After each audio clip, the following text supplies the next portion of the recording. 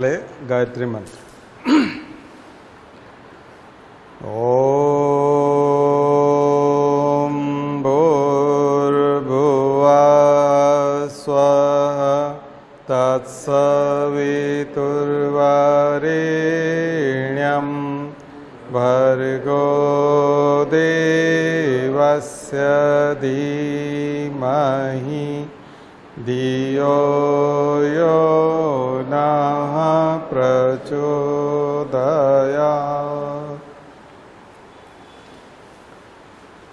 तो हम जो रेनेसा का पढ़ रहे थे उसके पैरेलल में देखिए ऐसा है कि मॉडर्न हिस्ट्री पूरे सिनेमा की तरह है, स्टोरी की तरह है। जैसे रंगमंच होता है, थिएटर होता है, नाटक चलता है, सिनेमा चलता है, तो एक साथ कई सारे दृश्य दिखते हैं। जब मूवी में आप देखते हो कि कोई विदेश पढ़ने गया है तो विदेश का भी सीन रहता है, उसके घर पे भारत में माता पिता कैसी बातें कर रहे हैं तो उसका भी एक सीन आता है। यहाँ पे और उसका भाई अगर किसी दूसरे कॉलेज में पढ़ता है तो उसके कॉलेज का सीन भी होता है। मार्केट में अगर उनकी बहन कुछ खरीदने गई है तो वहाँ का सीन भी होता है। तो सिनेमा में आप देखते हैं ना, कई तरह के सीन होते हैं। लेकिन मॉडर्न हिस्ट्री पढ़ते समय में क्या होता है कि हम सारे सीन को अलग अलग करके पढ़ते हैं। एक गलती करते हैं हम लोग, उसको सिनेमा की तरह पढ़ना चाहिए। सारे सीन एक दूसरे से जुड़े हुए हैं। क्योंकि अभी जब हम रेनेसा पढ़ रहे थे, राजा राम मोहन राय से लेके स्वामी विवेकानंद तक, तो हम स्वतंत्रता संघर्ष को जोड़ नहीं पाते, क्योंकि इसी समय में कांग्रेस भी बन रही है, इसी समय में 1857 का स्वतंत्रता संग्राम भी है, इसी समय में नील दर्पण नाटक भी है, इसी समय में भारत में यूनिवर्सिटीज़ की स्थापना भी हो रही है, इसी समय में कानून भी बन रहे हैं, इसी समय में लेबर की प्रॉब्लम भी डिस्कस हो रही है, इसी समय में महिलाओं को भी शिक्षा के लिए प्रेरित किया जा रहा है, और इसी समय में बहुत सारे ऐसे सामाजिक आंदोलन चल रहे हैं जिन्होंने भविष्य को पूरा बदल दिया। और इसी समय में आप देखिए कि छोटी छोटी जनजातियां, संथाल विद्रोह, मुंडा विद्रोह, वो सब भी चल रहे हैं। इसी समय में किसान भी संगठित हो रहे हैं और जमींदारों के खिलाफ आंदोलन कर रहे हैं। इसी समय में लैंड रिफॉर्म हो रहे हैं, अंग्रेज जमीन से संबंधित बहुत सारे कानून बना रहे हैं। इसी समय में पुलिस की शब्दावली बन रही है, कानून बन रहे हैं, आईपीसी बन रही है, सीआरपीसी बन रही है, भारत में थाने बन रहे हैं, कलेक्टर के काम बदल रहे हैं, भारत की सिविल सर्विसेज की परीक्षा का विकास हो रहा है। इसी समय में प्रिंटिंग प्रेस आ गई है तो समाचार पत्र छपने लगे हैं, तो वर्नाकुलर प्रेस एक्ट और तमाम चीज़ें हो रही हैं। इसी समय में शिक्षा के नए नए अधिनियम आ रहे हैं, वुड्स डिस्पेच से लेकर तमाम। और तो आप देख रहे हैं कितना कुछ हो रहा है। शहरों में क्या हो रहा है, गाँवों में क्या हो रहा है, किसान क्या कर रहे हैं, व्यापारी क्या कर रहे हैं, टीचर क्या कर रहे हैं। ठीक है, महानगर मुंबई जैसे, कलकत्ता जैसे महानगरों की क्या हालत है, जनसंख्या किस हिसाब से बढ़ रही है, जनगणना शुरू हो गई है। कुछ दृश्य समझ में आ रहा है? तो एक साथ इतने सारे दृश्य हैं, इतने सारे सीन हैं मॉडर्न हिस्ट्री में। बट किताबों में जब आप जाएंगे तो किताबें तो एक साथ सारी बात मिक्स में बताएगी नहीं ना। वो ये थोड़ी बताएंगे कि अभी गवर्नर जनरल ये है, अभी कांग्रेस अध्यक्ष ये है, अभी ये एक्ट बना है, और महिलाओं ने अभी इस कॉलेज में प्रवेश ले लिया है, और अभी इंग्लैंड के प्रिवी काउंसिल ने ये वाला फैसला दिया है, और अभी वहाँ का राजा बदल गया इंग्लैंड का, और भारत में ये समाचार पत्र शुरू हो गया। ऐसी कहानी तो नहीं होती। आप किसी एक चीज़ को पढ़ते हो और उसको अंत तक ले जाते हो।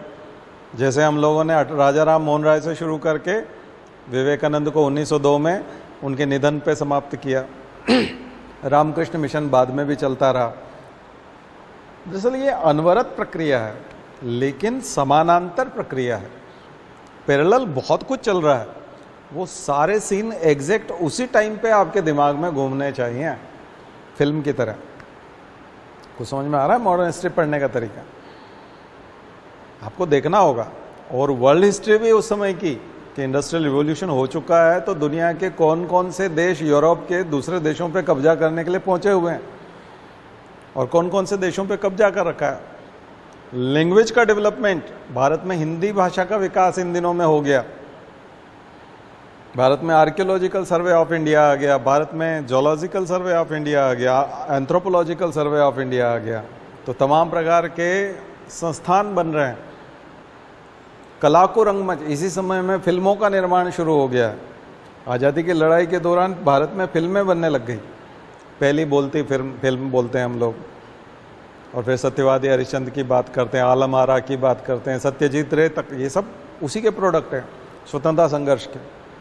गांधी के आंदोलन, हमको लगता है गांधी जी 24 घंटे राजनीति करते। गांधी जी पेंटिंग भी देखते थे, गांधी जी गुरुद्वारा के लोगों से भी बात करते थे, गांधी जी भजन भी करते थे, गांधी जी के उस समय के हवन पूजन और मंदिर के उद्घाटन होते थे उसमें भी जाते थे, गांधी जी किसी की शादी में भी जाते थे, गांधी जी मूवी भी देखते थे, गांधी संगीत कलाकार से भी मिलते थे, गांधी टीचर से भी मिलते थे, गांधी पत्रकारों से मिलते थे, गांधी विदेशी लोगों से मिलते थे, विदेशी राजदूतों से भी, विदेशी जो तमाम राजा महाराजा हैं उनसे भी, और भारत के अलग अलग राजा महाराजाओं से भी मिलते थे।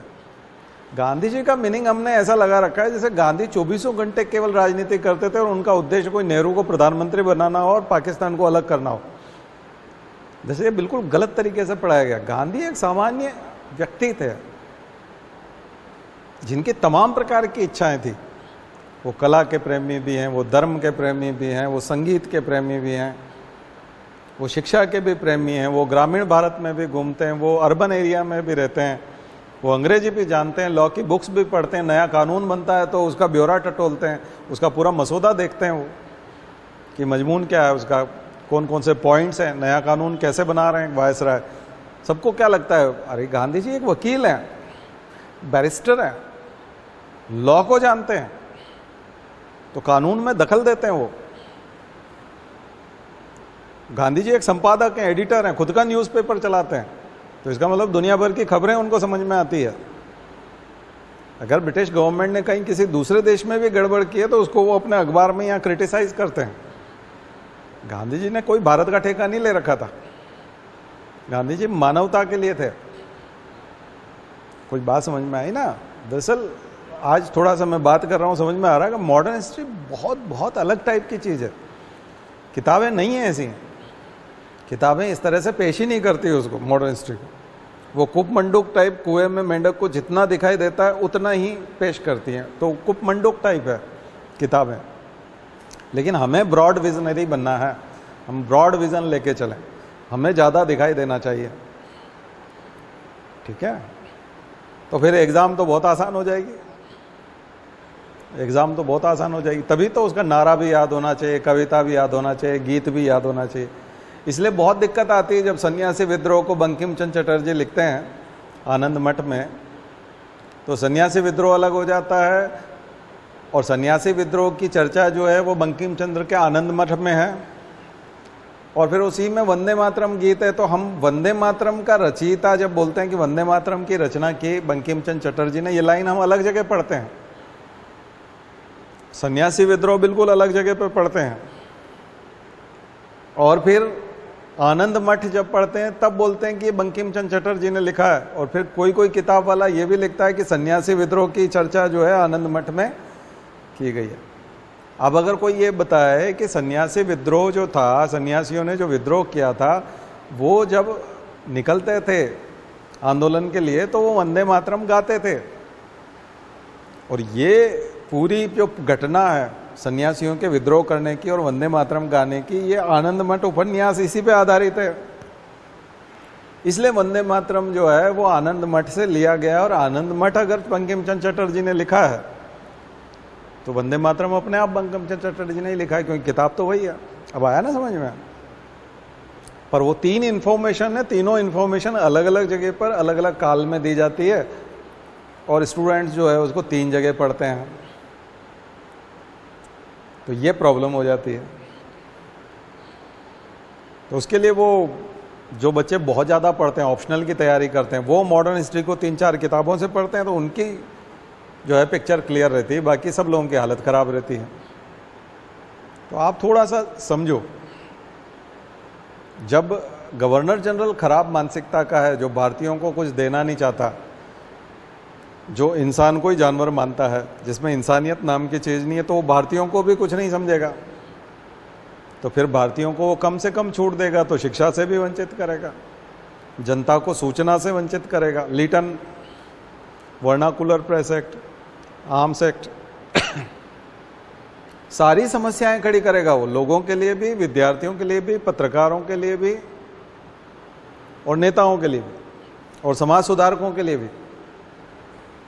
बेंटिक अच्छा आदमी है तो बेंटिक हर जगह सहायता करेगा, बात समझ में आई ना। तो जो भला आदमी है वो हर जगह सहायता करेगा, और जो बुरा आदमी है वो हर जगह नुकसान पहुंचाएगा। बट हम तो एक या दो चीज याद रखते हैं, तो निजी जिंदगी में भी ठीक नहीं होगा, उसकी पत्नी के साथ भी उसका व्यवहार अच्छा नहीं होगा, क्योंकि वो इंसान को ही जानवर मानता है, बात समझ में। और ऐसा ही व्यक्ति फिर वहां पर भी बदनाम होगा। तो जो इंग्लैंड का पढ़ा लिखा तबका है वो उसकी आलोचना करता मिलेगा आपको, तो वहाँ के अखबारों में उसकी निगेटिव खबरें होगी, क्योंकि जनता पसंद करेगी, उसके खिलाफ सुनना पसंद करती है, तो अखबार वही लिखेंगे। आ गया ना समझ में। तो फिर वहाँ के संसद का दबाव होगा, तो इसलिए वो हटाया जाएगा। तो फिर हमेशा बुरे आदमी के बाद एकदम अच्छे आदमी को भेजा गया गवर्नर जनरल बना के या वायसराय बना के। क्यों? डैमेज कंट्रोल करने के लिए। और इसका सीधा असर लेबर पार्टी और कंजर्वेटिव पार्टी के कारण है, क्योंकि वहाँ जिस पार्टी की सरकार है वो अपनी मानसिकता का आदमी भेजेंगे। केंद्र में जैसी सरकार होगी वैसा ही तो राज्यपाल आएगा राज्य में, क्योंकि राज्यपाल कौन नियुक्त करता है। तो हमारे यहाँ वायसराय और गवर्नर जनरल गवर्नर की तरह, यानी कि राज्यपाल की तरह। तो जिस मानसिकता का प्रधानमंत्री बैठा होगा ब्रिटेन में, उसी मानसिकता का गवर्नर जनरल वायसराय यहाँ पर मिलेगा। कुछ समझ में आ रहा है? मॉडर्न हिस्ट्री का स्वतंत्रता संघर्ष वाला जो हिस्सा है उसके इतने पहलू हैं, और पूरा भारत तो आज भी अलग है। मणिपुर में क्या हो रहा है हम ज़्यादा अच्छे से नहीं समझ पा रहे। क्यों? क्योंकि हम मणिपुर के बारे में ज़्यादा नहीं जानते, ट्राइबल कम्युनिटी के बारे में नहीं जानते, वहाँ के कानूनों के बारे में नहीं जानते। तो उस गहराई को अगर आप नहीं समझोगे तो आज वो खबर आपके लिए केवल एक खबर है, सेंसिटिविटी आएगी नहीं। तो जब 2023 में ये हालत है, इतना कम्युनिकेशन, यूट्यूब और तमाम प्रकार के चैनल और अखबार और सब होते हुए, तो आज से 100-150 साल पहले क्या रहा होगा? पूरे भारत को कैसे जान पाएंगे? तमिलों की समस्या को उत्तर भारत का आदमी कैसे समझेगा? मध्य प्रदेश का उस जमाने का मालवा का या निमाड़ का आदमी पंजाब की समस्या को कैसे समझेगा? नहीं समझ सकता ना। तो ऑल इंडिया लेवल पर अंडरस्टैंडिंग था ही नहीं। अलग अलग राजा महाराजा थे, रियासत थी, नवाब थे, निज़ाम थे। तो बिल्कुल भारत खंड खंड टुकड़ों में बटा हुआ था और अलग अलग राजाओं के हाथ में था। अंग्रेज ज़्यादा बेटर तरीके से भारत को जानते थे, क्योंकि उनको पूरे देश को कंट्रोल करना है और उनके ट्रांसफ़र भी होते रहते थे एक जगह से दूसरी जगह। गवर्नर जनरल ज़्यादा अच्छे से भारत को जानता होगा, क्योंकि उसको पूरा भारत, जो भी अंग्रेजी साम्राज्य है उसमें तो इंडिया का बहुत डाइवर्स पार्ट है ना, तो वो ज़्यादा अच्छे से जानता है इंडियन से भी इंडिया को, क्योंकि आप तो अपनी रियासत को जानते हो ज़्यादा से ज़्यादा। लेकिन विवेकानंद पूरे भारत में घूमे थे, गांधी जी पूरे भारत में घूमे थे, तो इन लोगों की समझ दूसरी थी। इसलिए गांधी पहला ऑल इंडिया लेवल का लीडर है, और उसकी एक्सेप्टेंस भी भारत में रही, पूरे भारत में रही। उससे पहले जितने भी लीडर्स थे, वो गांधी से पहले जितने लीडर थे सब रीजनल लीडर थे, क्षेत्रीय नेता थे। गांधी पहला ऐसा लीडर था जो पूरे देश को अपना मानता था और पूरा देश उन्हें अपना मानता था, फर्स्ट लीडर। इसलिए गांधी का इंपॉर्टेंस बहुत ज़्यादा है। उन्होंने बैरियर तोड़े थे। आध्यात्मिक नेताओं में स्वामी विवेकानंद है इस प्रकार के नेता। दयानंद भी खूब घूमे, लेकिन दयानंद महाराष्ट्र में, गुजरात में और राजस्थान में, तीन ही राज्यों में सबसे ज़्यादा रहे। तो स्वामी दयानंद का क्षेत्र अलग था। स्वामी रामकृष्ण भी केवल बंगाल तक सीमित थे देखा जाए तो, लेकिन स्वामी विवेकानंद ने उन्हें अखिल भारतीय और बल्कि अखिल विश्व का बना दिया शिकागो जाने के बाद और यूरोप जाने के बाद। तो स्वामी विवेकानंद की विशेषता है कि उन्होंने वेदांत को पूरी दुनिया में फैलाया, और गांधी की विशेषता है कि उन्होंने दक्षिण अफ्रीका के अपने सारे प्रयोगों को भारत में दोहराया और चूंकि वो दक्षिण अफ्रीका में करके आए थे, इसलिए उन पर मीडिया का सबसे ज़्यादा अटेंशन था, पहले से था। गांधी जी भारत 1915 में आए थे, लेकिन मीडिया में वो 1895 से थे। 20 साल पहले से मीडिया में छाए रहते थे। अखबार के किसी कोने में साउथ अफ्रीका की कोई न कोई खबर होती थी जिसमें गांधी का नाम होता था, भारत के अखबारों। और गवर्नर जनरल वायसराय भी गांधी को जानते थे, जबकि गांधी भारत में थे ही नहीं। भारत में आने से 20 साल पहले से गांधी को भारत में जाना जाता था। लंदन में भी उतना ही जाना जाता था जितना भारत में जाना जाता था, वो दक्षिण अफ्रीका की वजह से। बात समझ में? तो रेनेसां जो आप पढ़ते हो, मैं इंटरेस्ट जगाना चाहता हूँ आपका मॉडर्न हिस्ट्री में, ताकि आप किताबें ख़त्म करें और आपको मज़ा आए, आपको लगे कि हम जो हिस्सा पढ़ रहे हैं वो हिस्सा अकेला नहीं है, आइसोलेटेड पार्ट नहीं है, ये किसी से जुड़ा हुआ है। अभी जो हिस्ट्री की किताबें लिखी हुई है उनमें वो कहानी की तरह नहीं है, वो अलग अलग हिस्से हैं।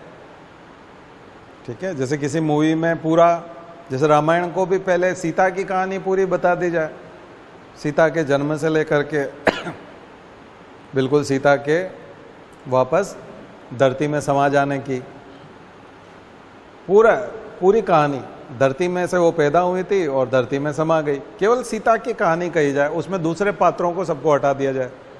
बीच में जब विवाह की बात आए तब जरूर बता दिया जाए कि राम के साथ विवाह हुआ था, लेकिन राम कौन थे और ये सब न बताया जाए। फिर राम की जब बताई जाए तब बाकी सब पात्र हटा दो। तो ऐसे रामायण को आप एक एक पात्र को लेकर के जब कहानी बनाओगे और दूसरे पात्र के बारे में बिल्कुल नहीं बनाओगे तो जटिल रामायण हो जाएगी।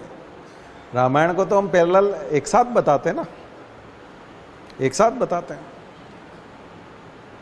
लेकिन रामायण में भी एकदम से जब हनुमान जी आते हैं, एंट्री होती है रामलीला में भी, तो जब सीता का हरण हो जाता है और वो ढूंढने के लिए जाते हैं राम, तब भगवान राम को जब हनुमान जी पहली बार मिलते हैं तो देखा जाए तो एंट्री तो वहाँ पे हुई।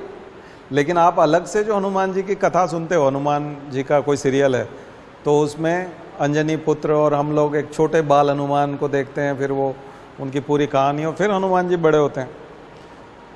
तो वहाँ तो सीधे बड़े वाले मिलते हैं जो एकदम वयस्क हैं और एडल्ट हैं और काम करने के लिए तैयार हैं, लेकिन उनकी पूरी कहानी तो पूरी छुपी पड़ी है, वो रामायण में है नहीं, रामचरितमानस में कहीं नहीं है। तो वो वाली गुत्थी फिर एकदम से ये कहाँ से आ गए, मतलब इनकी स्टोरी भी तो बताओ, ये है कौन। तो फिर वो ये काम जो है रामायण में उतना अच्छा नहीं हुआ, तुलसीदास जी ने चौपाइयों में बताया है फिर उसमें कि, और फिर वो जो सुंदरकांड और अलग से जो हनुमान चालीसा लिखी, तो हनुमान चालीसा में बाल समय रवि बख्श ली और वो सब जो आता है तो उसमें पूरी कथा आ जाती। तो वो इसलिए जोड़ना पड़ा हनुमान चालीसा को और इसको, क्योंकि वो पात्र के बारे में तो आपने बताया नहीं और बहुत इंपॉर्टेंट है और गेम चेंजर है, सारा सब कुछ बदल के रख देता है। वो उनकी एंट्री के बाद ही तो सब कुछ चेंज होता है, एकदम चेंज हो जाती है स्टोरी। तो ये एंट्री गांधी की एंट्री है स्वतंत्रता संघर्ष में। एकदम से आते हैं बड़े 43 साल के गांधी आते हैं, उनकी पूरी स्टोरी कहाँ छुपी पड़ी है, अफ्रीका में। 93 से लेकर 2015 तक ये जो 23 सालों की स्टोरी, 23-24 सालों की स्टोरी, पूरी जवानी उनकी, पूरी जवानी, यानी 23-24 साल का गांधी गया और 45-46 साल का गांधी होकर लौटा। 46 साल का गांधी लौटा, गए जब 23 साल के थे। तो 23 साल जवानी, यानी 23 साल की उम्र से लेकर 46 साल की उम्र तक, 46 तक, ये जो जवानी के 23 साल थे, ये पूरे अफ्रीका में दिए गांधी ने, और वहीं पूरी कहानी लिखी गई। वहाँ गांधी महात्मा गांधी के रूप में निर्माण हो चुका था उनका।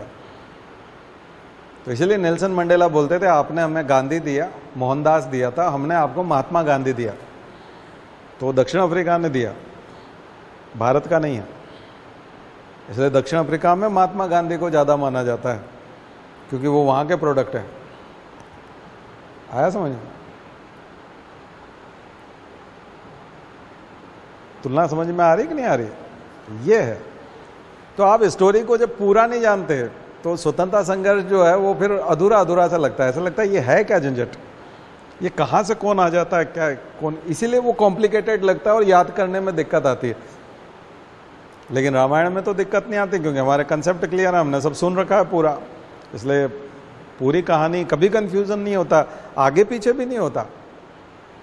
हनुमान जी कभी एकदम इधर नहीं आएंगे, कभी पंचवटी में या चित्रकूट में कभी आएंगे नहीं, इधर आपकी स्टोरी में इधर कभी नहीं आएंगे, वो वहीं रहेंगे।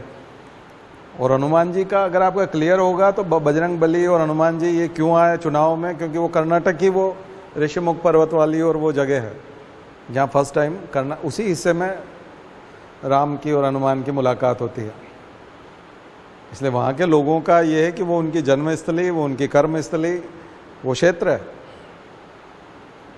इसलिए वहाँ वो कांग्रेस ने भी तुरंत डैमेज कंट्रोल किया और कहा हम हनुमान मंदिर बनाएंगे बहुत सारे।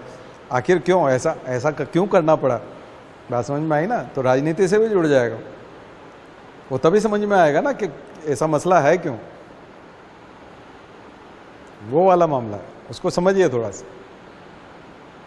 बट गांधी कभी एहसास नहीं होने देते कि वो गुजराती हैं, गुजराती होने का एहसास ही नहीं कराते गांधी। सबसे पहले वो अंतर्राष्ट्रीयकरण हो जाता है गांधी का, भारत में आने से पहले ही अंतर्राष्ट्रीयकरण हो जाता है, विश्व नेता बन चुके होते हैं वो एक तरह से, ग्लोबल लीडर। गांधी भारत में ग्लोबल लीडर के रूप में प्रवेश करते हैं तो भारत तो छोटा कार्य क्षेत्र है ना, क्योंकि वो तो विदेशों में मानवता के लिए लड़ रहे हैं, और वो भी लंदन की उस सरकार से लड़ रहे हैं, लंदन की रानी से लड़ रहे हैं, अंग्रेजों की महारानी से लड़ रहे हैं कि हम भी तो आपकी प्रजा हैं। दक्षिण अफ्रीका में रह के बोल रहे हैं हम भी तो प्रजा हैं, और मैंने तो लंदन में आपकी प्रजा के रूप में कोर्स किया है, डिग्री ली है, और वहां मैंने देखा है कि आप हमारे साथ वैसा नहीं करते थे, तो फिर यहां क्यों करते हो। तो बिल्कुल दूसरे कॉन्टिनेंट में जाकर के वो आदमी चिल्ला रहा होता है उस जमाने में, दूसरे महाद्वीप से, और दूसरे महाद्वीप में, और रहने वाला वो इस महाद्वीप का, यानी कि अफ्रीका में बैठ करके यूरोप को कह रहा है कि मैं आपकी प्रजा हूं, मैं आपके यहां पढ़ चुका हूं। यानी वो यूरोप पहले पढ़ चुके हैं, रहने वाले एशिया के हैं। तो 3 कॉन्टिनेंट कवर कर चुके थे वो, बात समझ में आई ना। तो कई लोगों को भ्रम होता है कि वो अखिल भारतीय नेता बने हैं 2015 में या 17 में चंपारण सत्याग्रह से। अरे वैश्विक लीडर हो गए थे दक्षिण अफ्रीका के लिए। जब वो काम करने, इंडिया का आदमी जब साउथ अफ्रीका के लिए काम करेगा तो वर्ल्ड लीडर हो जाएगा ना, और अगर पढ़ा हुआ अगर यूरोप में होगा तब तो पक्का। 3 कॉन्टिनेंट ही है, एक पे तो कोई रहता ही नहीं है साथ, मतलब वो तो आप आधी दुनिया को तो आपने कवर ही कर लिया ना, आप रह लिया उसमें, नागरिक के तौर पे रह लिया, और तीनों जगह राज ही उसी का है, एक ही की सरकार है। कुछ विजन बन रहा है, हाँ दरअसल नहीं तो बाकी तो बहुत कॉम्प्लिकेटेड है। इसको अपने हिसाब से इतना मोड़ते हैं ना लोग, राजनीति के हिसाब से, इतिहासकार वामपंथी अलग ले जाते हैं, दक्षिणपंथी अलग ले जाते हैं, कोई क्या करता है कोई क्या करता है, इतिहास का पूरा कचरा कर देते हैं। एक विज़न बनाइए, अपना खुद का विज़न बनाइए, मज़ा आएगा आपको, इतना इंटरेस्टिंग लगेगा जिसकी कोई हद नहीं। और यहाँ एक चीज़ जोड़ दूँ, गांधी को गुजराती या हिंदी नहीं जोड़ती इन तीनों से, इंग्लिश जोड़ती है। गांधी इंग्लिश के जानकार थे, इंग्लिश अच्छी बोलते थे, बोल नहीं पाते थे ज़्यादा, यूँ भाषण अच्छा नहीं दे पाते, लेकिन इंग्लिश अच्छी बोलते थे। अंग्रेज जैसा बोलते थे वैसे ही बोल लेते थे, उसी एक्सेंट में बात कर लेते थे। और कानून के जानकार थे, क्योंकि तीनों जगह एक ही कानून चलता था। कानून बनने की प्रक्रिया, वो वकील थे और कानून जानते थे और अंग्रेजी जानते थे। ये बात उनको तीनों कॉन्टिनेंट को जोड़ने में मदद करती है। इंडिया में भी भारतीय होने के नाते नहीं, हिंदी जानने के लिए नहीं, या हिंदू होने की वजह से नहीं, 3 कारण, कानून यानी लॉ, यानी उनका वकील होना, और अंग्रेजी जानना, आगे समझ, और सीखते रहने की प्रवृत्ति, उनकी जिज्ञासु प्रवृत्ति, क्यूरियोसिटी। हर धर्म को वो जानना चाहते थे, हर तरह के व्यक्ति के साथ रहना चाहते थे। उन्हें परहेज नहीं था, कट्टरवादी नहीं थे, लिबरल थे, उदारवादी, इसलिए वो सबसे सफल हैं स्वतंत्रता संघर्ष में। दूसरे नेताओं की जो आप तुलना कर रहे हो वो कुपमंडुक टाइप हैं, वो क्षेत्रीय नेता हैं, उनके साथ तुलना संभव नहीं है। भारत छोड़ करके ज्यादा से ज्यादा इंग्लैंड में पढ़ने गए, उससे ज्यादा बड़ा नेता नहीं है। उन्होंने इस प्रकार का कोई आंदोलन विदेशी भूमि पे चलाया हो और वहां सफलता प्राप्त की और सरकार को घुटने टिका दिए हो, ऐसा कोई एक्सपीरियंस किसी नेता के पास नहीं है। कुछ बात समझ में आई? इसलिए बहुत डिफरेंट है उनमें। तो इसलिए स्वतंत्रता संघर्ष को थोड़ा सा नजरिया उसको आप ब्रॉड करके पढ़ो, सारी घटनाओं को एक साथ समेट करके एक साथ होते हुए देखो, फिर देखो कितना मजेदार चीज है। नॉवल हो जाएगा पूरा का पूरा, एक उपन्यास की तरह लगेगा। और आप पढ़ते जाओ, छोड़ने। कई उपन्यास ऐसे होते हैं जिसे हम छोड़ना ही नहीं चाहते, खाना टाल देते हैं, सोना टाल देते हैं, क्योंकि इंटरेस्टिंग फेज चल रहा होता है। हम पेन लगा के रखते हैं और तुरंत जैसे ही नींद खुलती है सबसे पहले उसी को पढ़ना, उसी जगह से पढ़ना शुरू करते हैं। अगर आपकी पसंदीदा कोई सीरीज हो, मूवी आपने आधी देख ली हो, तो आप बेचैन रहोगे कि बाकी का कब, जैसे ही समय मिलेगा हम उसको देखेंगे। उतना इंटरेस्टिंग हो जाती है पढ़ाई, अगर मैं बता रहा हूँ वो अगर तरीका है तो। और फिर उतनी इंटरेस्टिंग हो जाएगी तो फिर तो सिलेक्शन तो बहुत मामूली बात है, सिलेक्शन तो हो ही जाना है। ठीक है, इसलिए सबसे पहले तो इंटरेस्ट आना चाहिए। ठीक है ना? तो थोड़ा नज़रिया विकसित करें। नजरें बदली तो नज़ारे बदल गए, किश्ती ने मोड़ा रुख तो किनारे बदल गए। वैसा है, सब कुछ बदल जाता है। बदला जाए दृष्टिकोण यदि तो इंसान बदल सकता है, दृष्टिकोण के परिवर्तन से अरे जहान बदल सकता है। तो जो दिखाई दे रहा है वो सब कुछ बदल, सरकार की कोशिश कुछ दूसरा दिखाने की है, इसलिए वो दृष्टिकोण दूसरी तरफ ले जा रहे हैं। वो देखिए क्या होता है ना कि हर जाति, हर वर्ग, हर धर्म अपने किसी न किसी एक इतिहास के साथ जीता है। इतिहास के साथ तो सभी जीते हैं, क्योंकि सभी का इतिहास होता है। कोई व्यक्ति एकदम डिनोवो तो नहीं हुआ है ना, किसी का एकदम से ऐसा तो है नहीं कि अभी अभी जन्म हुआ है या अभी अभी मानव जाति आई है या अभी अभी कोई धर्म आया है। सभी धर्म पुराने हो गए लगभग, और सभी जातियां पुरानी हो गई हैं। मानव जाति तो बहुत पुरानी है, 3.5 लाख साल पुरानी है। तो खुद मानव जाति का अपना एक इतिहास है, इंसान होने का अपना एक इतिहास है। तो इतिहास सभी का होता है। फिर एक समय होता है आदमी के जीवन में, अलग अलग अवस्थाएं होती है। बचपन में तो आदमी का समय खेलने कूदने में बीत जाता है। वयस्क होने पे आजीविका कमाने, परिवार बसाने, और शादी होती, बच्चे होते हैं, फिर उनका करियर या उनकी नौकरी लगेगी, उनकी शादी होगी, इसके लिए धन जुटाने में चला जाता है। आदमी मेहनत करता है, नौकरी करता है पूरा। लेकिन आदमी जब रिटायर होता है या आदमी जब 60 साल के आसपास पहुंचता है तो उसकी इंद्रियां भी उतनी काम नहीं करती, खाने पीने का शौक उतना नहीं बचता, घूमने फिरने का भी उतना नहीं बचता। तो शरीर से जुड़े हुए जितने भी शौक होते हैं, आदतें होती हैं, इच्छाएं होती है, वो लगभग ख़त्म सी हो जाती है, क्योंकि शरीर अब जो है बुढ़ापे की तरफ जा रहा है। ऐसे समय में व्यक्ति जो है ज़्यादा जीने के लिए, हंसने के लिए, मुस्कुराने के लिए और खुश होने के लिए अपने इतिहास की ओर देखता है। ऐसे समय में वो चाहता है कि उसका इतिहास गौरवमयी हो, और वो जिस इतिहास को पढ़े उस इतिहास में ऐसी बातें हों जो सब पॉजिटिव हों, क्योंकि उस समय वो निगेटिव सुनने की स्थिति में नहीं है। तो एक तो जीवन भर काम करके थक गया है, और ऐसे में आप सुनाओगे कि आपके पूर्वज ऐसे थे और दुष्ट थे, जो दूसरों पे अत्याचार करते थे या फलाना था, तो वो बौखला जाएगा, परेशान हो जाएगा, क्योंकि पूरी जिंदगी तो वो परेशान रहा है। तो मुझे लगता है कि शिक्षा के पाठ्यक्रम के बजाय बुजुर्गों के पढ़ने की जो किताबें हैं वो बदलनी चाहिए।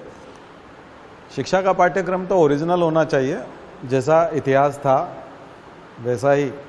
लेकिन ये जो 50-60 साल के ऊपर के लोग जो पढ़ना चाहते हैं, बातचीत करना चाहते हैं, उनका ज़रूर पॉजिटिव होना चाहिए, क्योंकि उन्हें अगर ज़्यादा समय तक ज़िंदा रहना है तो सकारात्मक रहना बहुत ज़रूरी है। अगर वो उस समय में निगेटिव चीज़ें पढ़ेंगे, खास करके मैं इस पीढ़ी की बात कर रहा हूँ, ये जो पीढ़ी अभी चल रही है, मैं 1-2 साल बाद 50 साल का हो जाऊँगा। मेरे साथ वाले लोग, मेरे बाद वाले लोग, मेरे से थोड़े पहले वाले लोग 1970 के आसपास, 1960 के आसपास जो पैदा हुए, फिर 1980 के आसपास जो पैदा हुए, आप लोग, आप सब लोगों का, हमारा, और ये जो 60-70 के बाद में है, ये उन लोगों का जो समय है वो जब परिपक्व हो जाएगा, और जब हम अपने इतिहास के, दरअसल हमारा जो समय ये आया है जब से उपभोक्तावाद आया, जब से बाजारवाद आया, दुनिया भर की चीज़ें मार्केट में मिलने लगी है। पहले के समय में टीचर की तनख्वाह अगर 250 रुपये होती थी, साल महीने की तनख्वाह 250 रुपये, तो ख़त्म नहीं होती थी। 100 रुपया 150 रुपया भी ख़त्म नहीं कर पाते थे, बचत बहुत रहती थी, क्योंकि खरीदने के लिए कुछ था नहीं, मार्केट ही नहीं था, मार्केट नाम की ज़्यादा कोई चीज़ थी नहीं। और उसमें मैंने बताया था 2000 में हमारे एक मित्र ने 2 करोड़ रुपया रिश्वत ली, तो उसने कहा मैं आपको जूते पहनाना चाहता हूँ, मतलब महंगे वाले। तो मैं भी सुबह दौड़ने जाता था, उसका पुलिस में था वो। हमने कहा 2 करोड़ क्यों ले लिए तुमने, अब खर्च कहाँ करोगे? घर वालों को बता भी नहीं सकते थे, क्योंकि वो गायत्री परिवार के थे, ईमानदार भी बहुत थे। उसकी पत्नी तलाक दे देती अगर घर बता देता तो इधर उधर रखता फिरता था। अब मैंने कहा 2 करोड़, वो उस ज़माने की बताऊँ 2003 की, 20 साल पहले, तो 2 करोड़ की वैल्यू भी बहुत थी, क्योंकि तनख्वाह ही 6500 रुपये थी, और मिला था 2 करोड़। पता नहीं क्या मर्डर वर्डर छुपाया उसने, क्या किया, कुछ गड़बड़ किया, बड़ा गड़बड़ किया होगा, तो मिला है। तो हमने कहा, वो बोले अपन खर्च करेंगे। मैंने कहा कहाँ करेंगे, दोनों ही बिजी थे, जॉब में थे, तो खर्च कहाँ करेंगे, जा नहीं सकते, छुट्टी मिलती नहीं थी, गाड़ियाँ ऐसी महंगी वाली होती नहीं थी, और महंगी ले लेंगे तो बैठेगा कौन, घर वाले तो तलाक दे के चले जाएंगे तो महंगी गाड़ी में बैठेगा कौन। तो वो बोले अपन लोग है ना, थोड़ा अच्छा सा, जितना भी महंगा जूता मिलता है, जितना महंगा मिल सकता है, मतलब 5000 10,000 जूता खरीदेंगे, और फिर सुबह दौड़ते हैं तो जूता अच्छा रहेगा। हमने कहा चलो ठीक है। मैंने कहा करप्शन के पैसे जूता तो खरीद ही सकते हैं। तो हम मार्केट घूम लिए, 1800 से ऊपर के जूते नहीं मिले। डिस्ट्रिक्ट प्लेस था, मध्य प्रदेश का डिस्ट्रिक्ट प्लेस, जिला था वो, लेकिन पूरा मार्केट घूमने के बाद भी 1800 से ऊपर का जूता नहीं मिला। उसने कहा मंगवा दूंगा, एक 2200 का है, बहुत बढ़िया है, वो मैं मंगवा दूंगा। हमने सर ठोक लिया, हमने कहा मतलब तो इसका मतलब है कि तनख्वाहें खर्च होती नहीं थी। उपभोक्तावाद, बाजारवाद जब से आया ना, तब से अभाव रहने लगा, पैसे की जो है आवश्यकता पड़ने लगी, और तब ये सब चीज़ें हुई। पहले के ज़माने में ये सब चीज़ें नहीं थी, इसलिए आपाधापी नहीं थे जीवन के प्रति। तो वो लोग थोड़ा उपनिषद भी जान लेते थे, रामायण जान लेते थे, महाभारत जान लेते थे। अभी के बहुत सारे ऐसे लोग हैं जो कॉन्वेंट स्कूल में पढ़े, उन्होंने हिंदू संस्कृति, हिंदू धर्म के बारे में, ग्रंथों के बारे में, पूजा पाठ के बारे में कुछ नहीं पता उनको। सीधे नौकरी लगे, ज़िंदगी भर नौकरी की, 60 साल के हो गए, 65 साल के हो गए, भारतीय संस्कृति के नाम पे जीरो हैं, हिंदू संस्कृति के नाम पे कुछ नहीं पता उनको, एक श्लोक नहीं आता उनको, एक मंत्र नहीं आता। बहुत बुरी हालत है। ढेरों लोग हैं ऐसे, ढेरों लोग। अब वो उनको संस्कृति का गौरव आएगा कैसे? भारत के प्रति जो स्वाभिमान आना चाहिए कैसे आ सकता है? भारतीय संस्कृति के, अपने इतिहास के प्रति कैसे आ सकता है? उनको कुछ पता ही नहीं है, जानते ही नहीं है वो। खास करके इंजीनियरिंग करने वाले जो उस समय बीटेक करने चले गए थे, सब वहाँ गए थे तो क्रिश्चियन मिशनरीज़ के स्कूल में पढ़े ना। वो तो कॉन्वेंट स्कूल में पढ़ना मतलब मिशनरी स्कूल में, इससे ज़्यादा तो ईसा मसीह के बारे में ज़्यादा जानते हैं, भगवान विष्णु से ज़्यादा। 10 अवतार पता नहीं, लेकिन ईसा मसीह का पूरा पता है, क्योंकि वो क्रिश्चियन स्कूल में पढ़े, ठीक है ना। और ऊपर फिर इंग्लिश मीडियम, फिर आपका बीटेक, फिर प्रोफेसर भी ऐसा नास्तिक, फिर वामपंथी विचारधारा, जेएनयू चला गया तो फिर अमेरिका भाग गया, तो फिर तो सवाल ही नहीं उठता। भारत यहाँ की रथ यात्रा या यहाँ जाम लग जाता है जब जुलूस निकलता है, ये भी नहीं देख पाया ना वो तो उसको तो कुछ भी नहीं पता कि आज क्या है, आज रामनवमी है या आज हनुमान जयंती, कुछ पता नहीं चलता ना उसको। तो वहाँ तो कुछ पता ही नहीं चलता। अब ऐसे आदमी का क्या होगा, उसमें भारतीय संस्कृति का गौरव आएगा क्या, भारत के प्रति प्रेम, यहाँ की संस्कृति, इतिहास के प्रति। अब उसके लिए आप इतिहास बदल दो, उसको पढ़ाओ ना गौरव, उसको लगे अच्छी भावनाएं आए उसके अंदर भारत के प्रति, भारत को प्यार करे, रेमिटेंसेस बढ़ जाएंगे आपके, भारत पैसा भेजने लग जाएगा वो डॉलर में। करो उसके लिए, बदलना है सिलेबस तो उसका बदलो, उसको पढ़ाओ अच्छी चीज़ें, उसको ज़रूरत है, क्योंकि उसको बीमारियां लग रही है, पार्किंसन हो रहा है, तमाम प्रकार की बीमारियां, डिप्रेशन का शिकार हो रहा है। उसे लगता है कि वो वर्ल्ड मीडिया में जब भारत के खिलाफ खबरें देखता है कि भारत में डेमोक्रेसी खत्म हो रही है, भारत में रूल ऑफ लॉ नहीं बचा, भारत के लोग भ्रष्ट हैं, भारत के लोग चोर हैं, भारत के लोग ऐसे हैं, वर्ल्ड मीडिया में तो यही चलता है, उन्हीं को वो पढ़ता है, तो फ्रस्ट्रेशन आता है कि मैं ऐसे देश से हूँ, मैं ऐसे देश से हूँ। उसमें गौरव की ज़रूरत है, गौरव की ज़रूरत है उसमें बहुत ज़्यादा। बात समझ में आई ना। हिंदी मीडियम वाले लोग सौभाग्यशाली हैं कि बहुत सारी जनरल चीज़ें पढ़ते हैं। गांव के लोग सौभाग्यशाली, उन्हें बहुत ज़्यादा संस्कृति से परिचय मिलता है, ठीक है ना। इसलिए भारतीय संस्कृति से सबसे ज़्यादा, बल्कि हिंदी मीडियम को प्रमोट करना चाहिए सिविल सर्विसेज में, क्योंकि वो भारत को ज़्यादा अच्छी तरह से जानते हैं। इंडिया को जानने वाले लोग तो बहुत कम हैं, 1-1.5% लोग हैं इंग्लिश मीडियम वाले, और वही इंडिया को जानते हैं। तो मुझे लगता है कि सिलेबस चेंज वाला पार्ट जो है क्यों इम्पोर्टेंट है और कहाँ है और कैसे होना चाहिए। जिन्हें ज़रूरत है उनके लिए कर नहीं रहे हैं, और जिन्हें नहीं ज़रूरत है, जिन्हें वाकई में इतिहास जानने की ज़रूरत है, उनको बताया नहीं जा रहा है। उनको वाकई एक्चुअल इतिहास, पूरी फिल्म पता होना चाहिए। देखिए, मान लिया जाए किसी के पिता के बारे में पता चले कि पिताजी जब 12 साल के थे तब इन्होंने चोरी की थी, तो ऐसा तो है नहीं कि कोई पिताजी को छोड़ना बंद कर, नाम लिखना बंद कर देगा, या होगा की थी तो की थी, की होगी, बचपन में कर ली होगी, फिर दादाजी ने पीटा भी था। तो अगर ये बात पता चले तो कोई परिवार से या पिता से नफरत थोड़ी करता है। ठीक है, की थी और दादाजी ने पे ज़्यादा ज़्यादा वो हंस देगा, उसमें क्या हो गया, लेकिन पिताजी तो पिताजी रहेंगे ना, ठीक है ना। तो इतिहास ही रहता है, चाहे कुछ भी हो, कैसी भी स्थिति हो, उसमें बहुत ज़्यादा छेड़छाड़ है। उसको ओरिजिनल स्थिति में पढ़े, उसको मुस्कुराने दीजिए बच्चे को, वो ज़्यादा से ज़्यादा मुस्कुरा देगा। वो कोई भारत की नागरिकता छोड़ के थोड़ी चला जाएगा कि ऐसा इतिहास, आज तक तो गया नहीं कोई, सब लोग इसी इतिहास को पढ़ के यहीं तो हैं सब, और भारत के नागरिक बने हुए, आधार कार्ड बनवा रहे हैं, राशन भी ले रहे हैं, सब कर रहे हैं। तो इस इतिहास को पढ़ के कोई भारत से नफरत थोड़ी करने लगा है, इसी को पढ़ करके भारत से प्यार कर रहे हैं, और लोग शहीद हो गए और फांसी पे चढ़ गए इसी इतिहास में। तो फिर नया पढ़ा के कौन सा प्रेम पैदा कर लेंगे हम। नया उसको चाहिए, बदला हुआ इतिहास उसको चाहिए, उसको गौरवमय इतिहास चाहिए, क्योंकि वो फ्रस्ट्रेट है, बुजुर्ग आदमी। तो पुरानी किताबें निकालो, गीता प्रेस गोरखपुर से, रामायण महाभारत जैसी, और वो सब फैलाओ, इंग्लिश में भी निकालो, भारत के गौरव को निकालो। गौरव की बहुत ज़्यादा ज़रूरत है भारत को, क्योंकि निगेटिव बहुत हो चुका है, और निगेटिव फैला हुआ भी बहुत है भारत के बारे में। तो इसलिए वर्ल्ड लेवल पे ठीक करने की ज़रूरत है, और दुनिया के दूसरे देशों में जो फ्रस्ट्रेट लोग बैठे हैं हमारे, उनका दिमाग ठीक करने की ज़रूरत है। इसलिए ज़्यादा से ज़्यादा अभियान होने चाहिए, उन लोगों की मदद होनी चाहिए। तो मैं उसकी प्रासंगिकता भी बता दी मैंने कि ज़रूरत कहाँ है, कर कहाँ रहे हैं। यानी बीमार है, वो खांस रहा है, उसकी दवाई ले नहीं रहे हैं, स्वस्थ आदमी है, उसको खांसी की दवाई पिलाए जा रहे हैं उसको। बोले 1 बॉटल पी ले, दूसरी भी पीनी पड़ेगी, तो मतलब कमाल ही हो रहा है। तो ठीक है, तो ये वाला जो मुद्दा होता है, ये आरोप लगते हैं सरकार पे, तो वो भी क्लियर हो गया होगा। चलिए, तो आइए क्रांतियों में चलते हैं। सबसे पहले 1857 की क्रांति, विद्रोह। कुछ लोग क्रांति बोलते हैं, कुछ संग्राम बोलते हैं, कुछ विद्रोह बोलते हैं, इस बात पे भी झगड़ा है। और सावरकर जो हैं, वीडी सावरकर की बुक है, उन्होंने ही पहला स्वतंत्रता संग्राम बोला था इसको। और जो इतिहासकार हैं वो इसे एक क्रांति कहते हैं, 1857 की क्रांति। और अंग्रेज जो हैं अधिकांश, और कम्युनिस्ट हमारे जो लेखक हैं, वो इसको विद्रोह कहते हैं, सैनिक विद्रोह।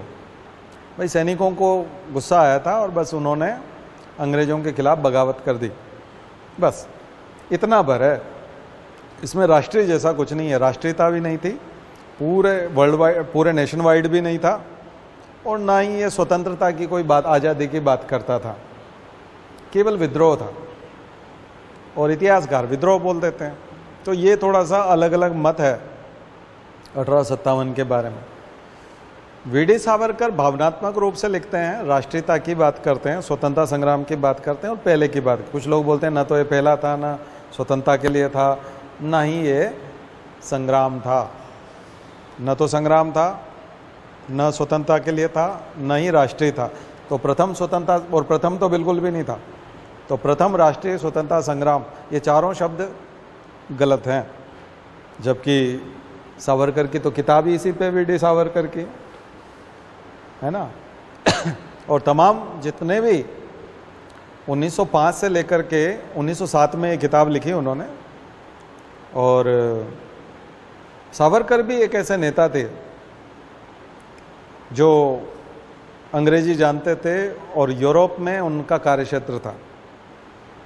यूरोप में इंडिया हाउस में उन्होंने खूब काम किया, भारत में अंग्रेजी और मराठी में खूब काम किया और समाचार पत्र भी विकसित किया। गांधी जी की टक्कर के थे वो। और ये किताब जो थी ये क्रांतिकारियों, वो अहिंसा के पुजारी नहीं थे, वो हिंसा का समर्थन करते थे। वो जानते थे कि लातों के भूत बातों से नहीं मानते और उनके साथ ईंट का जवाब पत्थर से देना चाहिए, इस मानसिकता के थे। तो विचारधारा जो है वो अहिंसा को स्वीकार नहीं करती थी, इसलिए गांधी से कभी बनी भी नहीं उस तरह से। लेकिन उनकी जो किताब है वो क्रांतिकारियों में, जो हमारा भगत सिंह वाला जो पूरा ग्रुप है, भगत सिंह जी का पूरा ग्रुप जो है उनको बहुत मानता था, उधम सिंह, चंद्रशेखर आज़ाद, उनकी किताब पढ़ करके ही बहुत सारे लोग क्रांतिकारी बने थे। तो वीडी सावरकर का एक बिल्कुल ही अलग पक्ष है, क्रांति के पक्षधर थे। मित्र मेला, अभिनव भारत 1905 में बना दिए थे उन्होंने। कांग्रेस के कार्यक्रमों में ज़्यादा विश्वास नहीं था उनका, क्योंकि कांग्रेस राजनीतिक और अहिंसक कार्यक्रम थे। और गांधी के प्रवेश के बाद तो सत्याग्रह और अहिंसा और ये शब्द बहुत कॉमन हो गए थे। और सावरकर का पूरा विश्वास था कि हमें कैसे भी करके साम दाम दंड भेद जो भी है सफलता प्राप्त करनी चाहिए। और इसलिए वो क्रांतिकारियों को सपोर्ट करते थे, केवल भारत में ही नहीं, अमेरिका में भी और यूरोप में भी। तो इसलिए तमाम प्रकार के जो भारत के बाहर मूवमेंट चल रहे थे उन सब में सावरकर का विचारधारा का बहुत बड़ा योगदान था। इसलिए आप उधम सिंह को देखते हो, वो जाते हैं और गोली मार देते हैं। इसलिए कई लोगों को देखते हो आप, है ना। ठीक इसी विचारधारा का थोड़ा और समर्थन करते हुए सुभाष चंद्र बोस नजर आएंगे आगे जाकर के। उनकी भी विचारधारा इसी प्रकार की थी कि हमें सफलता प्राप्त करनी चाहिए, मौका देख करके, अपॉर्चुनिस्टिक होना चाहिए, हमें अवसर मिला है तो उसका फायदा उठाना चाहिए। गांधी नैतिकता की बात करते थे। गांधी ने हर जगह पर मॉरलिटी की बात करते थे, सत्य की बात करते थे और अहिंसा की बात करते थे। हमें हिंसक तरीके से नहीं करना है, ठीक है ना, और नैतिकता के साथ करना है। झूठ बोल करके, धोखा दे करके, बिना बताए, किसी को बेवकूफ़ बना करके, इस तरह से प्राप्त नहीं करना है। और ये जो स्टाइल है, जो गांधी का ये जो स्टाइल है, इसमें दो है। एक तो भारतीय संस्कृति गांधी के अंदर कूट कूट के उनकी माँ ने भरी थी, इंडियन कल्चर वो उनके अंदर बहुत था, क्योंकि वो बड़े धार्मिक थे और उनकी माँ भी बड़ी धार्मिक थी। उन्होंने एक तरह से उनसे वचन लिया था कि तुम झूठ नहीं बोलोगे, सच बोलोगे। तो वो जो शर्तें थी उनकी, उसी शर्तों के तहत जो है वो इस प्रकार के थे। और दूसरा था, वो जिन लोगों के संपर्क में आए थे, अंग्रेजों के और ईसाइयों के और अपने पढ़ते समय अपने प्रोफेसर्स के, उन्होंने भी सब एथिक्स की शिक्षा दी। ये थोड़ा, कभी आप यूनाइटेड स्टेट जाने का मौका मिलेगा, कभी आपको अमेरिका, तो वहाँ के मार्केट में या उसमें आपको थोड़ा सा भारत के मार्केट में और एक अंदाज़ा डिफरेंस आपको दिखेगा। जैसे हम लोग यहाँ अगर कोई सामान, जूता या कपड़ा कोई खरीद के लाएं, टी शर्ट वगैरह, और शाम को वापस देने के लिए जाएं तो कितने दुकान वाले वापस ले लेंगे, मतलब बिना किसी बहस के। अच्छा आप ले आए, लाओ ये अपना पैसा ले जाओ, बिल दिखा दो और वो आपका ले लेगा, बिना बहस के, बिना रेजिस्टेंस के।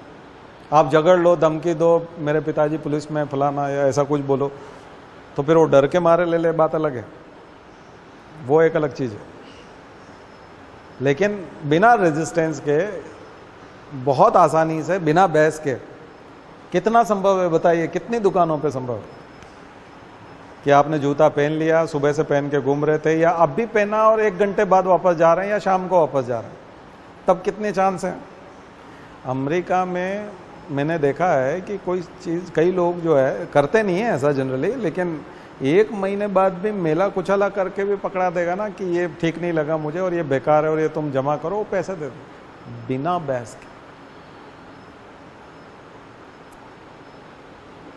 आप कह रहे हो मतलब बहुत, वो सही बात है, बस बात खत्म। वहां का व्यक्ति आपसे बहस नहीं करता, आप कह रहे हो ये पर्याप्त है। मेरा प्रोडक्ट वो गेमिंग वाला था जो 35,000 का है, तो मैंने गेमिंग के लिए नहीं मंगाया था, मैंने ऑनलाइन क्लास के लिए मंगाया था। मुझे लगा कि ये इससे ब्रॉडकास्ट हो जाएगा, ब्रॉडकास्टिंग वाला है, तो मैं अपने कैमरे का इनपुट जो है उसमें दूंगा, और इनपुट दूंगा तो वो कंप्यूटर से जुड़ के मुझे, मेरे बच्चों को ज़्यादा अच्छी क्वालिटी आएगी, HD क्वालिटी में मेरी क्लास दिखेगी ऑनलाइन वाली। तो मैंने इसलिए वो प्रोडक्ट मंगाया। बाद में पता चला मुझे कि मैंने जब उसकी ज़्यादा स्टडी की, बाद में मुझे पता चला कि जो बहुत सारे लोग मिलके गेम खेलते हैं तो वो उसके लिए है। वो गेम को एक तरह से, ऑनलाइन गेम जो होते हैं वो उनके लिए है, वो मेरे काम का नहीं है। 35,000 का, तो मैंने उसको मेल किया, मैंने कहा भाई इसको रिटर्न करना है, तो ये तो मेरे काम का नहीं है, तो रिटर्न कैसे होगा? तो उन्होंने कहा नहीं, आपका कोरियर का पैसा लगेगा, हम आपका पैसा भेज रहे हैं, इसे अपने पास ही रखिए। मेरे पास रखा है, मेरे काम का नहीं है, वो पड़ा है मेरे पास। लेकिन 35,000 उसने रिटर्न कर दिया और वापस भी नहीं लिया। उसने कहा आपका पैसा लगेगा, कोरियर का पैसा लगेगा, मतलब कोरियर करोगे ना, वापस US भेजोगे तो पैसा लगेगा। तो ये एथिक्स इंडियन मार्केट में कब आएंगे? आएंगे, बहुत मुश्किल काम है। इसलिए अमेरिका बनना इतना आसान नहीं है, लोगों में ये चीजें हैं। कुछ बात समझ में आ रही? तो गांधी के जो एथिक्स हैं वो क्यों आए? वो ऐसे अंग्रेजों के भारतीय संस्कृति से, उनकी माँ की वजह से, हिंदू धर्म की वजह से आए हैं, और फिर दूसरे नंबर पे आए उनके प्रोफेसर्स की वजह से, जो उनको इंग्लैंड में मिले, लंदन में उनको जिसने सिखाया। बात समझ में आई ना? ये अंतर है, शिक्षा का अंतर है। इसलिए वो जिद्दी हैं और अपने उस बात पे टिके रहते हैं, क्योंकि उनको मालूम है मैं जो कर रहा हूँ वो यूनिवर्सल ट्रुथ है। सत्य एक यूनिवर्सल ट्रुथ है, सच बोलना चाहिए, हिंसा नहीं करनी चाहिए। आपको भी यदि कोई ऑटो वाले को पकड़ करके उसको इतना पीटे कि उसके नाक मुंह से खून निकलने लग जाए, तो जो पीट रहा है उसके प्रति गुस्सा आएगा कि नहीं? आपको लगेगा क्या आदमी जानवर है क्या? मतलब कभी अच्छा लगेगा वो आदमी? तो अहिंसा स्वाभाविक गुण है और यूनिवर्सल ट्रुथ है। हर एनिमल, हर मनुष्य शांति चाहता है। हर मनुष्य मतलब कुछ उत्पाती हैं जिनके क्रोमोसोम में प्रॉब्लम है, DNA में प्रॉब्लम है, उसका तो क्या कर सकते हैं? उसका कुछ नहीं कर सकते। लेकिन सामान्यतः आदमी शांति चाहता है। अभी पूरी मीटिंग में जैसे 100-200 लोग बैठे हों और अचानक एक का फोन बजे या कुछ हो तो सब लोग गुस्से में देखते हैं उसकी तरफ। किसी एक का फोन बज जाए या वो फोन पे बात ही करने लग जाए, चाहे वो धीरे धीरे करे, फिर भी सब लोगों को आपत्ति होगी, देख करके आपत्ति जताएंगे। कौन? उनका उद्देश्य ये नहीं होता कि हम उसको देखना चाहते हैं कि कौन, बल्कि वो आपत्ति जताना होता है कि ये बेवकूफ कौन है और ये बंद क्यों नहीं कर रहा। और सब लोग अधिकांश लोग उधर गर्दन घुमा करके देखेंगे। इसका मतलब अधिकांश लोग शांति चाहते हैं, बात को ध्यान से सुनना चाहते हैं। ये जो ट्रुथ है, ऐसा ही ट्रुथ अहिंसा है, सत्य है। तो गांधी ने वो सत्य और अहिंसा और वो जो ट्रुथ पकड़े थे ना, वो ये वाले ट्रुथ है। आ गया समझ में? वो एबनॉर्मल कंडीशन है सावरकर वाली और हिंसा वाली और संघर्ष वाली, एबनॉर्मल कंडीशन है। ऐसे बच्चे एबनॉर्मल हैं। जो अतीक अहमद का बच्चा है वो गन ले जाता था स्कूल में, जिसको मार दिया ना एनकाउंटर में, तो वो गन ले जाता था स्कूल में और दोस्तों के ऊपर 200-400 दोस्तों को नाश्ता करवाता था कैंटीन में। अब ये तो एबनॉर्मल कंडीशन है, क्योंकि 200-400 बच्चों को नाश्ता कैसे करवाओगे आप? भाई आप अपने चाहे एक दोस्त को समोसा खिला सकते हो कैंटीन में, स्कूल कॉलेज के कैंटीन में एक दोस्त को खिला दोगे, 2 को खिला दोगे, चाय पिला दोगे, लेकिन 200 लोगों को रोज कौन कराएगा? यानी जिसके बाप के पास हराम का पैसा होगा, उसके बाद वो खिसका हुआ भी तो होना चाहिए। हराम के पैसे के बाद में खिसका हुआ, हिंसक मानसिकता, फिर गन भी,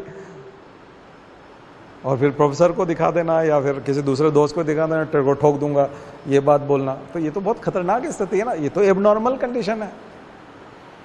नॉर्मल में तो आदमी पढ़ने के लिए आता है, अपनी ज़्यादा ज़्यादा कैंटीन में समोसा खाता है, चाय पीता है, फिर क्लास में जाता है, पढ़ता है। ये एक नॉर्मल कंडीशन है ना समझ? तो गांधी जी नॉर्मल थे, ठीक है, एबनॉर्मल नहीं थे।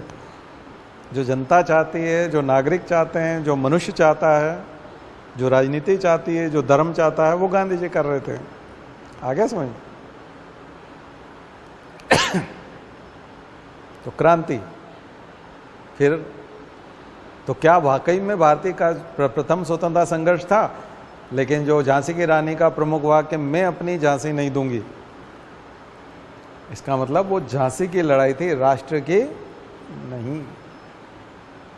इसका मतलब टुकड़े टुकड़े में लोग लड़ रहे थे, अखिल भारतीय स्वरूप नहीं था। और अखिल भारतीय स्वरूप के लिए फिर बहादुर शाह जफर के पास जा रहे थे, तो फिर वो तो मुगल शासन था। तो इसका मतलब क्या मुगल शासन ज़्यादा श्रेष्ठ था अंग्रेजों के शासन से, जिसे वो रिप्लेस करना चाह रहे थे? क्योंकि वो तो मुगल शासन की स्थापना करना चाहते थे ना, अंग्रेजों को भगा के। बहादुर शाह जफर को उन्होंने अपना नेता बनाया। ये तो सभी लोग पढ़ते ना इतिहास में कि सारे क्रांतिकारी दिल्ली गए और बहादुर शाह जफर कौन थे? अंतिम मुगल सम्राट। तो मुगल साम्राज्य की स्थापना हो जाएगी। तो क्या भारत का स्वतंत्रता संघर्ष जो 1857 की क्रांति, उसका उद्देश्य मुगल साम्राज्य की स्थापना करना था? अभी तो हम अंतिम बोल देते हैं। अगर अंग्रेज भाग जाते 1857 में, कई लोग बोले भारत 1857 में ही आज़ाद हो जाता, तो आज़ाद तो हो जाता लेकिन मुगल साम्राज्य हो जाता ना। बहादुर शाह जफर के बच्चे जो थे वो अगले बादशाह होते, फिर उनके बच्चे बादशाह होते, तो आज हम किसी न किसी बादशाह की उसमें होते और देश में 600 देश होते। और सॉवरेंटी किसकी होती? एक तरह से संप्रभुता मुगल बादशाह की। और उसमें 600 देश होते, छोटी छोटी रियासतें जो सब नजराना पेश करते। आप सब लोगों से टैक्स इकट्ठा करके बादशाह के पास टैक्स उनके चरणों में चढ़ाया जाता है एक दिन शाही दरबार में। यही तो होता, फिर और क्या होता? नहीं, ये तो डेमोक्रेसी हो जाती। ऐसे कैसे डेमोक्रेसी? अंग्रेज 1947 में गए तब तो डेमोक्रेसी है ना। डेमोक्रेसी का ऐसे थोड़ी। डेमोक्रेसी के लिए तो एक गांधी की ज़रूरत थी, डेमोक्रेसी के लिए एक आम्बेडकर की ज़रूरत थी, डेमोक्रेसी के लिए एक नेहरू की ज़रूरत थी, डेमोक्रेसी के लिए एक वल्लभ भाई पटेल की ज़रूरत थी पूरे देश को एक करने के लिए। डेमोक्रेसी के विचार ठीक करने के लिए और राष्ट्रवाद को मजबूत देने के लिए सुभाष चंद्र बोस की ज़रूरत थी। एक आदमी को फांसी पे चढ़ना पड़ा, भगत सिंह जैसे कई और लोगों को फांसी खानी पड़ी। तो राष्ट्रवाद इतनी आसानी से थोड़ी आया। भारतीय राष्ट्र का कंसेप्ट बहुत मिला जुला स्वरूप, और वो जो 90 साल पहले आज़ाद हो जाता वो इस प्रकार का देश नहीं होता जो हम आज देख रहे हैं। वो बड़ा छिन्न भिन्न टुकड़ों में, और एक मुगल बादशाह जो भी होता उसको किसी न किसी तरह से। अभी ताजपोशी नहीं हुई ब्रिटेन में किंग की, अभी हुई ना कल। तो आप ऐसे ही हम लोग फिर उनका जन्मदिन मना रहे होते बादशाह का, पूरा देश। पर आज तो मुगल सम्राट नहीं है ना कोई, ठीक है ना। तो ये जो स्वतंत्र भारत है ये अंग्रेजों से स्वतंत्र हुआ है, इसलिए ऐसा भारत है। बादशाह से अलग होना, खुद 1 मई 1949 को भोपाल शामिल हुआ, उससे पहले तो भोपाल भी अलग था। 15 अगस्त 1947 को भोपाल थोड़ी आज़ाद हुआ था, 1 मई 1949 को हुआ, 1949 को हुआ, 2 साल बाद लगभग, 22 महीने के बाद आज़ाद हुआ भोपाल। 22 महीने तक तो ये नवाब के पास था, भोपाल के नवाब की सत्ता थी, ये भारत में शामिल ही नहीं हुआ था। यूनिफिकेशन डे मनाते ना, एकीकरण दिवस अभी मनाया था, कब है? 1 मई है क्या है? 1 मई था ना, हाँ। तो ये यूनिफिकेशन भारत में शामिल ही लेट हुआ। तो 1857 में 90 साल पहले कितने सारे ऐसे, फिर उनका यूनिफिकेशन हो जाता क्या 1949 में? वो तो अंग्रेज अपनी सत्ता बढ़ाते गए, विलेजली गड़बड़ करता गया था, उसके बाद हड़पनी डॉक्ट्रिन ऑफ लेप्स आ गया था, उसके बाद कर्जन की नीति थी, फिर तमाम प्रकार की प्रॉब्लम्स थी, जिसकी वजह से अंग्रेजी साम्राज्य ने इतना एक पूरा एम्पायर खड़ा हो गया था। और वो एम्पायर जो का त्यों कहीं न कहीं अंग्रेजों से प्रभावित था और डरा हुआ भी था। इसलिए माउंटबेटन के दबाव में और पटेल जी के प्रयासों से, सरदार पटेल जी ने बहुत ज़्यादा मेहनत की, उस वजह से ये एक देश बन पाया, अदरवाइज थोड़ी बनता, बहुत मुश्किल था। तो अंग्रेजों की प्रेजेंस भी चाहिए थी, और मुगल बादशाह अगर मजबूत होता और सारे संबंधों पे उनके हस्ताक्षर, नोट और सिक्के जारी होना और स्टाम्प पेपर और सब उनके नाम के होते, तो उनका नाम हटाना कितना मुश्किल होता। 1947 में रक्तपात होता, खूनी क्रांति होती, और उस समय में कितने लोग, और एक बार उपभोक्तावाद आ जाता और ऐसे मॉल खुल जाते, और दुबई और जहाँ सऊदी अरब में भी तो मोनार्की है, मोहम्मद बिन सलमान की सत्ता है, लेकिन वहाँ के लोग विद्रोह कहाँ करते हैं। एक बार अगर ये मॉल और ये सब चस्का लग जाता तो फिर कोई भगत सिंह नहीं बनता, फिर तो आदमी इनको यूज़ करना चाहता है ना। वो तो अभाव था उस समय में, जेल में और बाहर एक जैसा ही एटमॉस्फेयर था ज़्यादा कुछ था नहीं। अब तो जेल में और यहाँ बाहर में बहुत अंतर है। हालांकि जेल में भी वो सब चल रहा है, उनका फ़ोन और वो सब अवेलेबल है उनके पास, यूट्यूब भी देख रहे हैं, सब देख रहे हैं, फ़ोन भी अभी की तो जेलें भी मॉडर्न हो गई, ले जा नहीं सकते लेकिन सेटिंग होती है, हम देख नहीं रहे वहाँ क्या हो रहा है तिहाड़ में, मज़ेदार है सब कुछ। तो कुछ अंतर समझ में आ रहा है। तो थोड़ा तरीका देशी है हमारा पढ़ाने का, घबराया मत करो, पर अच्छी चीज़ है ना। बहुत सारे लोग रिजेक्ट कर देते हैं, थोड़ा थोड़ा सुनोगे तो 1 आध साल में आता है इंटरेस्ट, 1 आध साल तक सुनते रहना पड़ेगा लेक्चर, ठीक है। फिर आपको लगेगा कि अरे इससे बेस्ट तो कोई तैयारी नहीं है, इससे बढ़िया कुछ नहीं। लोग बहुत जल्दी 10-15 दिन में, 20 दिन में डिसीजन ले लेते हैं, कई लोग तो पहले ही दिन ले लेते हैं तो थोड़ा इतना जल्दबाजी ना करा करो, है ना। हम लोग मशीन नहीं है, हम लोग हमारी भी अपनी भावनाएं हैं, तो हम अपने हिसाब से लेक्चर देते रहते हैं। कभी न कभी कोई अच्छी बात लगेगी आपको, आपका दिन बदल जाएगा, ज़िंदगी बदल जाएगी और सब कुछ बदल जाएगा, लाइफ बहुत चेंज होगी। हमारे लेक्चर सुनने वालों की लाइफ के प्रति दृष्टिकोण पूरा बदल जाता है, ज़िंदगी जो है पूरा सलीका बदल जाता है, और दिशाएं बदल जाती है, तो फिर डेस्टिनेशन तो बदल ही जाते हैं। तो आप कहाँ पहुँचने वाले थे और कहाँ पहुँच जाते हो, तो ये है। तो ये थोड़ा सा समझने की कोशिश करिएगा कि जो हम लोग पढ़ते हैं वही, वो इनपुट जो होता है, आउटपुट उसी आधार पर होता है। तो इसलिए फोकस करिए इनपुट के ऊपर, ठीक है ना। विचारों को समग्रता में पढ़ने की कोशिश कीजिए। हम क्या रिजल्ट तो चाहते हैं, आउटपुट तो समग्रता में चाहते हैं, कॉम्प्रिहेंसिव आउटपुट चाहते हैं, लेकिन जो इनपुट देते हैं वो बहुत टूटा फूटा होता है, फ्रैक्शनल होता है, मोज़ेक होता है, और वो बहुत इस पर क्लियर बिल्कुल भी नहीं होता। और हम चाहते हैं कि आउटपुट जो है वो बिल्कुल एकदम स्पष्ट हो, क्लियर हो, वो होगा नहीं। जैसे हम कैमरे का इनपुट देंगे, हम जैसा अपलोड करेंगे अभी यूट्यूब पे, जिस क्वालिटी में अपलोड करेंगे तो वही क्वालिटी तो यूट्यूब वाला भी दिखाएगा ना। अगर हम घटिया क्वालिटी अपलोड करेंगे तो घटिया क्वालिटी लोगों को दिखेगी। तो अगर हमको बेस्ट क्वालिटी दिखाना है तो बेस्ट क्वालिटी अपलोड करनी पड़ेगी। बात समझ में आई ना।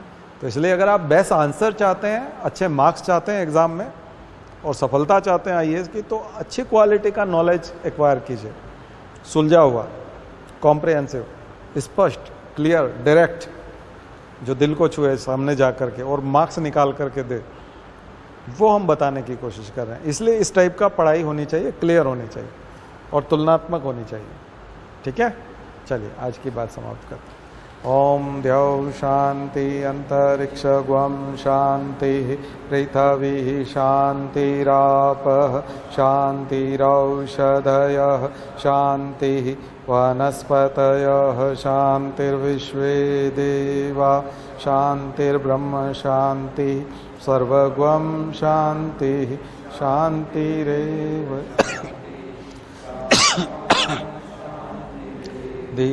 ओम शांति शांति शांति सर्वारिष्टासु शांतिर्भवतु।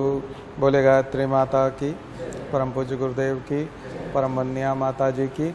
हम सुधरेंगे, हम बदलेंगे, एक बनेंगे। जन्म जहाँ पर, अन्न जहाँ का, ज्ञान जहाँ से, वह है प्यारा। देश की रक्षा कौन करेगा? मानव मात्र, नर और नारी, जाति वंश सब, भारत माता की, भारतीय संस्कृति की